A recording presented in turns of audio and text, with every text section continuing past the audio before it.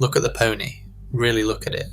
It sits on the left side of the chest, roughly 2 inches across, stitched in a contrasting thread so it separates cleanly from whatever colour the shirt happens to be. Every design decision in that little embroidered horse serves one purpose, and that purpose is legibility. It is meant to be read. Not read up close either, read from across a restaurant, from the other end of a hotel lobby, from a passing car. That is not a criticism of Ralph Lauren. That is Ralph Lauren working exactly as designed, and working brilliantly, which is why it has been one of the most successful pieces of design in the history of American clothing. But here is the thing nobody in this corner of the internet will tell you. The people whose wardrobes that logo was built to evoke, the actual inherited money families, the ones with the houses and the boats and the surnames on hospital wings, largely do not wear it. And the reason is not snobbery. It is not that they think it is cheap. It is something far simpler and far more interesting than that. They do not wear it because it announces. Instead, they wear things like John Smedley, founded in 1784 in Derbyshire, or Johnstons of Elgin, founded in 1797 in Scotland, houses that put nothing on the outside at all. So today we are running a different test.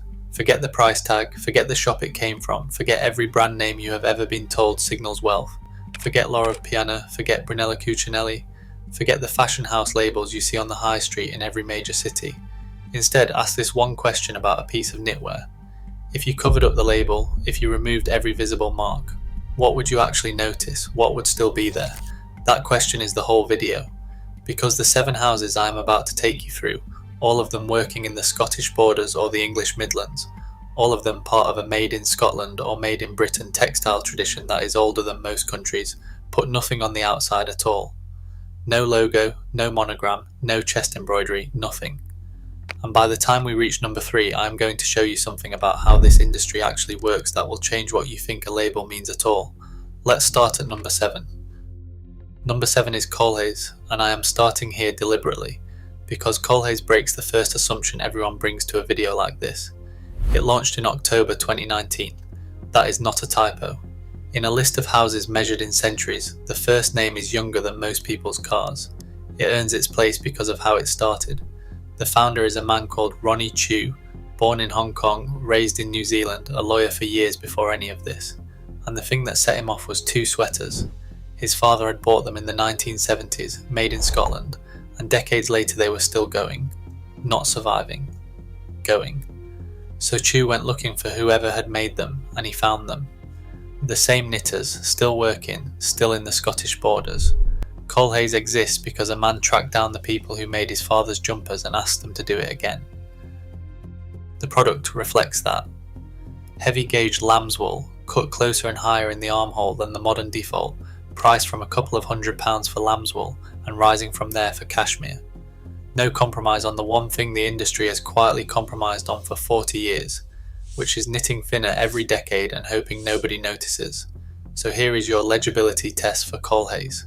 Cover the label and you notice the weight, not the look, the weight. You pick one up and your hand registers something wrong, because your hand has been trained by 30 years of department store knitwear that weighs almost nothing. A Colhay's piece has heft.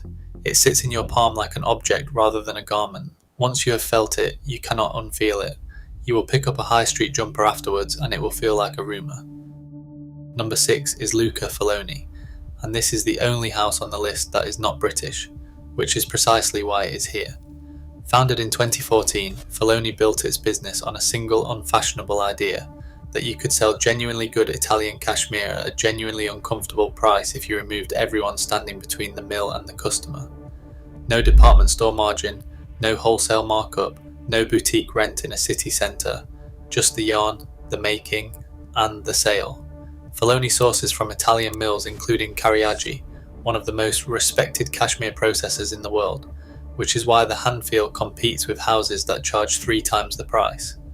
The result is a cashmere piece that costs a fraction of what an equivalent hand feel costs under a fashion house label, because you are not paying for the fashion house. Cover the label on a Faloni, and what you notice is the surface. Specifically, the nap.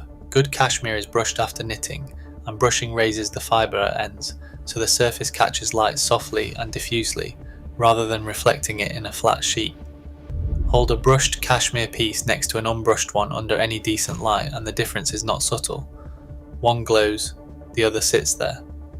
Most cashmere sold at scale skips the brushing, or does it so lightly that it washes out after 3 cleans. That soft, slightly hazy surface is the fastest way to read cashmere quality with your eyes alone, and it is the reason Faloni earns a spot alongside houses 6 times its age. Number 5 is Begg X Co, and with Begg we leave knitting behind entirely. The mill was established in Ayr on the Scottish west coast in 1866, and what it does is weave cashmere rather than knit it. That is a genuinely different craft with a genuinely different output. A woven cashmere scarf or wrap behaves nothing like a knitted one, because the structure of the cloth is fixed rather than looped. But the detail that makes Begg worth your attention is the finishing, and it is almost absurd. After weaving, the cloth is raised using teasels, dried plant heads, actual thistle-like seed pods, mounted on a rotating drum, dragged across the surface of the cloth to lift the fibres. The mill continues using them for one reason. Nobody has built a machine that does it as well. A steel wire brush is harder than the fibre, so it tears. A teasel is softer than the fibre, so when it meets resistance it bends and releases instead of breaking anything. It is a centuries-old solution that survived into the 21st century purely because it is still the best one available. Cover the label on a Begg piece, and what you notice is how it moves. It does not hang off you, it falls. Woven cashmere finished this way has a drape that behaves almost like liquid, and the edges do not curl or stiffen. Put it over a shoulder and it stays where you put it. Remember Begg, we are coming back to them. Number 4 is William Lockie, and to understand Lockie you have to understand Hawick. Hawick is a town in the Scottish borders with a population of around 14,000, and for roughly 200 years it was the most important knitwear producing place on the planet. Not one of the important places. The important place. The first stocking frame arrived there in the 1770s. The water was soft, which mattered enormously for washing and finishing wool, and once a few mills established there, the skills concentrated, and once the skills concentrated, everybody else had to come to Hawick or accept being second best. William Lockie was founded there in 1874 and has been knitting there ever since. Lockie's signature is Geelong lambswool, and this is worth 30 seconds, because the term gets thrown around constantly by people who cannot define it. Geelong refers to a particularly fine, soft lambswool associated with a region of Australia. It typically measures around 18 to 20 microns, finer than standard lambswool, which tends to run above 22 microns, and approaching the range where it stops registering against skin as an irritant. It is a small percentage of the world wool clip, there is not enough of it to go around, which is why the mills that secure a supply guard it. When you feel a Geelong piece against ordinary lambswool, the difference is immediate and slightly shocking. Ordinary lambswool announces itself against your neck. Geelong does not. Cover the label on a Lockie and look at the shoulder. What you are looking for is a fully fashioned seam, meaning the panels were knitted to their final shape, with stitches added and removed to create the curve, and then linked together. The alternative, which is what almost all knitwear is now, is cut and sew. Knit a big flat sheet, cut the shapes out with a blade, sew them together. Cut and sew is faster and cheaper, and it severs every yarn at the edge, which is why cheap knitwear unravels at the seams and loses its shape at the shoulder. Fully fashioned garments have a faint chain of shaping marks running up the seam. Once you know to look for them, you cannot stop seeing them. Number 3 is Scott and Charters, and this is where the video stops being about brands. Scott and Charters is in Hawick, the same town as Lockie, 3 streets over, same soft water, same accumulated skill. It was founded in 1955 by 2 local men, William Charters and Douglas Scott, and it ran as a family business across 3 generations. The cashmere and Geelong yarn come from Todd and Duncan, the Scottish borders spinner that has been processing cashmere since 1867 and supplies fibre to mills across this list and well beyond it. The rib cuffs are linked to the body panels by hand. And here is the situation. This mill knits for other people. Luxury houses, names you know, names with flagship stores on streets where the rent is measured in absurdities, commission knitwear from mills like this and sew their own labels into it. That is not a scandal, and it is not a secret in the trade. Design houses design, mills make. Which means there is a reasonable chance that a piece already hanging in your wardrobe bearing a famous name, was made in a boarder's mill by people whose own name appears nowhere on it. But it goes further than that, and this is the part almost nobody talks about. In 2020, Scott & Charters was bought by Begg company. Number 5 on this list owns number 3, and once you see that, you start seeing it everywhere. Mills buying mills, spinners buying knitters, the actual makers quietly consolidating into a smaller and smaller number of hands, while the labels out front carry on as though nothing has changed. So the real lesson of number 3 is not that a mill makes clothes for a brand. It is that the label on the outside of a garment now tells you less about who made it than at any point in the last 200 years. 2 houses on this list are one company. A luxury sweater and a mid-tier sweater can leave the same building on the same day. The name is the last thing you should be reading, which is exactly why the test we started with matters. If you cannot read the maker off the label, you had better be able to read it off the garment. Number 2 is Johnstons of Elgin, founded in 1797 by 2 families in a town 225 miles north of Hawick, and Johnstons earns this position on a single structural fact. It is, by its own account, the only mill in the United Kingdom that takes cashmere the entire distance. Raw fibre arriving at one end, finished garment leaving at the other, every stage under its own roof. Dyeing, spinning, weaving, knitting, finishing. Everyone else in the chain buys yarn from someone and sends work out to someone else. That sounds like a technicality. It is not. Vertical integration is a quality argument, because every handover between companies is a point where a specification becomes a request and a request becomes an approximation. When one organisation controls the whole chain, the specification never gets renegotiated, it just gets executed. Cover the label on a Johnstons piece, and what you notice is colour. When a mill dyes its own fibre before spinning, rather than dyeing finished garments at the end, the colour goes all the way through, and the mill's navy stays the same navy across production runs, across seasons, across decades. Buy a scarf now, buy a matching piece in 4 years, and they will still match. That sounds like a small thing until you have tried it with anything else and discovered that navy is apparently a range rather than a colour. Which brings us to number 1, John Smedley, founded in 1784 at Lee Mills in Derbyshire, and still today, producing knitwear on that same site. The mill was set up by John Smedley and a financier named Peter Nightingale, a relative of Florence, and formerly the accountant to Richard Arkwright, the man who invented the modern factory. So the company was founded quite literally by someone who had watched the Industrial Revolution being built from the inside and decided to do it himself. It started out spinning cotton and making muslin. The knitting came later. Take a moment with the date, because it is genuinely difficult to hold. In 1784, the United States had existed as a sovereign nation for 1 year.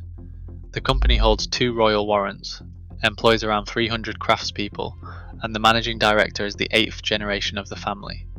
It describes itself as the oldest manufacturing factory in the world, still in continuous operation, and while I would always treat a superlative like that as a claim rather than a fact, the underlying picture is not in dispute. Same buildings, same trade, 240 years. And here is the detail that closes the loop on this entire video. In 2024, for its 240th birthday, John Smedley opened its production lines to other brands, for the first time in more than 40 years. Which means the oldest factory on earth now does exactly what Scott & Charters does. Somewhere out there, garments are being made at Lee Mills with somebody else's name sewn into the collar. Smedley works above all in Sea Island cotton, a long staple cotton so fine and so limited in supply it has been a luxury benchmark for centuries, and in fine gauge merino, knitted at 30 gauge.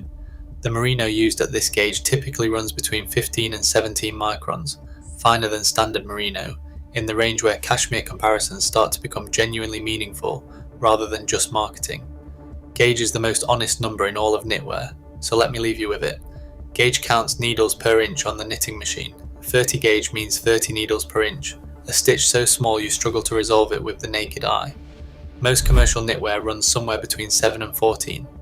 Higher gauge means more stitches, more yarn, more machine time, more skill, more cost, and there is no way to fake it, because the stitch count is sitting right there on the surface for anyone who cares to look. So cover the label on a John Smedley and go to the cuff. Stretch it, then let it go. A 30 gauge cuff snaps back to exactly where it started, and it will still do that in 10 years. Everything else stretches and stays stretched.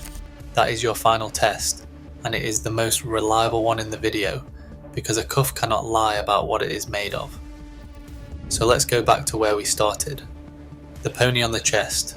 The 7 houses in this video are not chosen for secrecy, and they are not chosen out of snobbery. They are chosen because of what happens when you remove the ability to read a garment. When nobody in the room can identify what you are wearing, the only remaining question is whether it is actually any good, whether the yarn is right, whether the gauge is high, whether the shoulder was knitted to shape or cut out of a sheet with a blade. Take the label away and the clothing has to survive on its own merits, and most clothing cannot. And as we saw at number 3, the label is telling you less every year anyway. Mills own mills.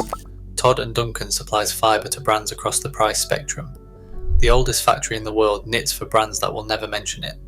The name on the outside was always the least reliable information available, and now it is barely information at all. Ralph Lauren tells you what it cost. Smedley, Johnstons, Scott and Charters, Lockie, Begg, Faloni and Colhay make you find out for yourself. That is the entire distinction, and it has nothing to do with money, because the pony was never the mark of old money, knowing you do not need it, that is.